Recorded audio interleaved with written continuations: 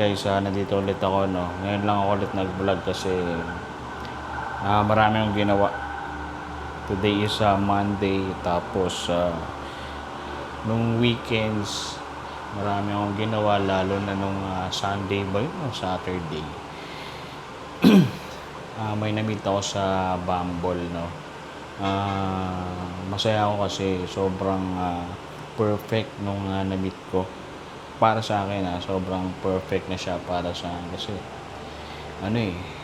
bukod sa maganda siya, ah, mabait, tapos masarap kausap, masaya kausap. Ganun yung mga gusto ko eh. Mabilis mag-isip, matalino. Yun.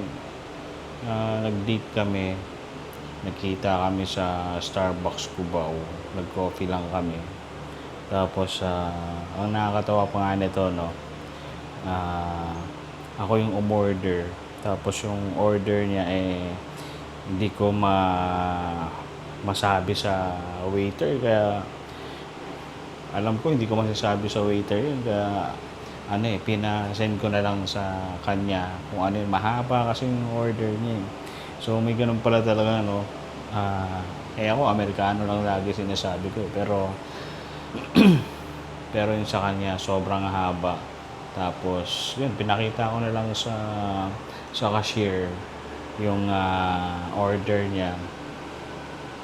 At, yun, sa mabilis lang naman, binayaran ko agad.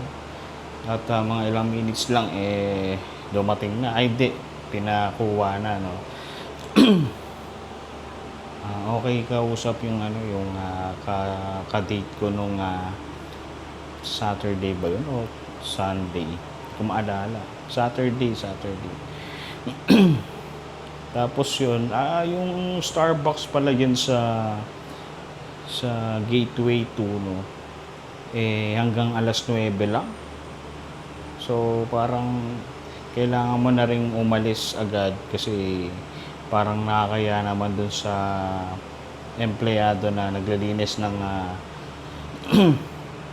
nila, coffee shop. Kasi alam mo naman, uuwi din yung mga yun, no?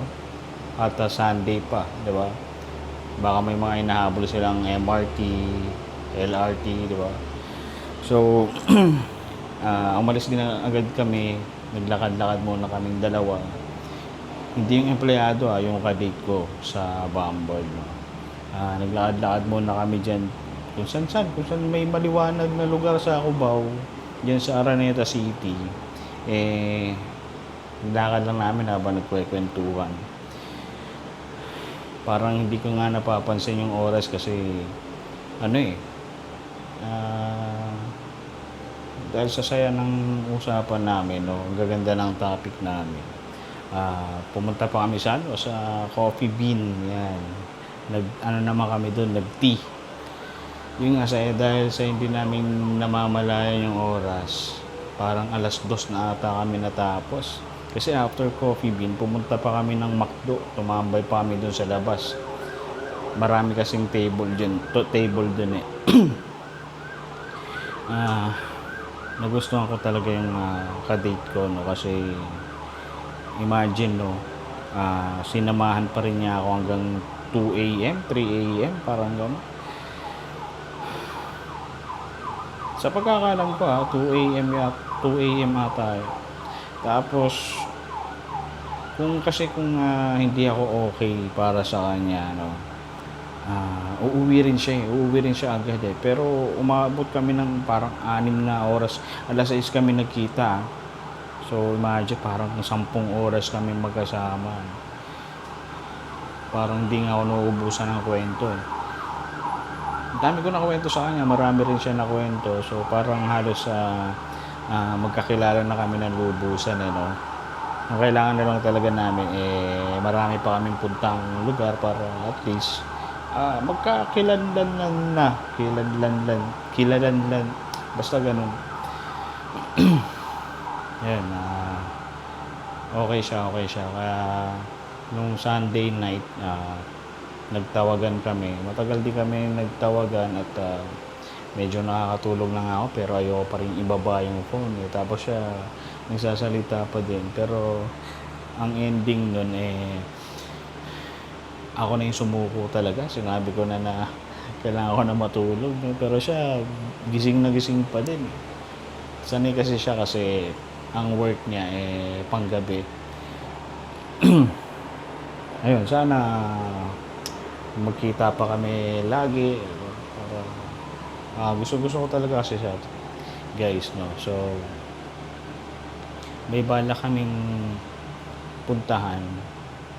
Sasama naman daw siya, no? Pero wala akong maisip kung saan kami pupunta Malapit lang siya sa BGC, pero hindi ko rin kasi alam yung mga lugar doon sa BGC, no?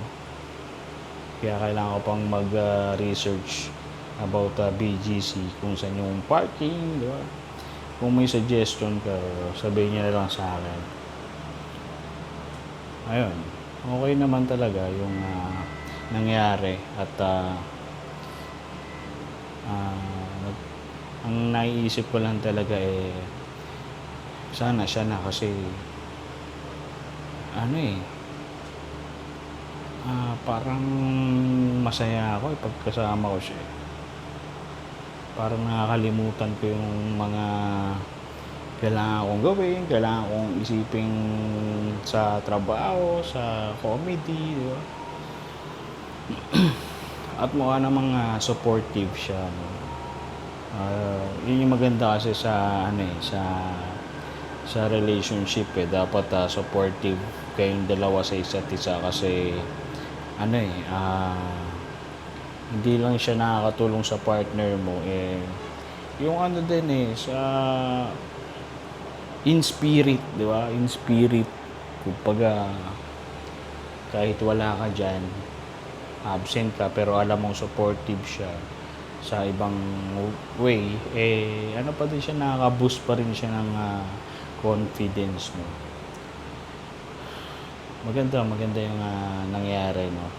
Kaya sana burahin na niya yung Bumble niya at buburahin ko na rin yung sa akin. Yun naman talaga ang bala ko para at least kami na lang talaga lagi magkausap. Mahirap kasi pag may kausap ka pang iba, maguguluhan ka, no? Kaya sana burahin na niya yung Bumble niya para ako na lang talaga yung kausap niya. Parang napakaswerte ko na swipe right ko no? Ayun lang naman, guys. Kaya medyo balitaan ko na lang kayo kung ano yung mangyayari, pero mukhang positive naman at i-upload ko naman to siguro mga next week ko pa i-upload to at baka may na ako second video about her.